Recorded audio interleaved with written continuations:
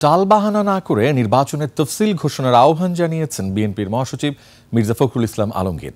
বৃহস্পতিবার যশোরে বিএনপির স্থায়ী কমিটির প্রয়াত সদস্য ও সাবেক মন্ত্রী তরিকুল ইসলামের সপ্তম মৃত্যুবার্ষিকীর স্মরণ সভায় মির্জা ফখরুল বলেন, সংস্কারের যে বিষয়গুলোতে সিদ্ধান্ত হয়েছে সেগুলো বাস্তবায়ন করুন, বিএনপিকে খাটো করে দেখবেন না, অবজ্ঞা করবেন না। মন্তব্য করে তিনি আরও বলেন, বিএনপি যদি রাস্তায় নামে তাহলে বিষয়গুলো ভিন্নভাবে আসবে।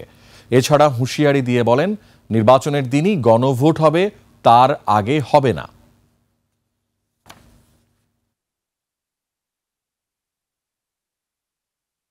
সরকারকে পরিষ্কারভাবে বলতে চাই, আর টালবাহানা না করে অবিলম্বে নির্বাচনের শিডিউল ঘোষণা করার ব্যবস্থা করুন এবং ঐক্যবদ্ধ যেগুলো সিদ্ধান্ত হয়েছে সেগুলো নিয়ে সামনের দিকে এগিয়ে যান।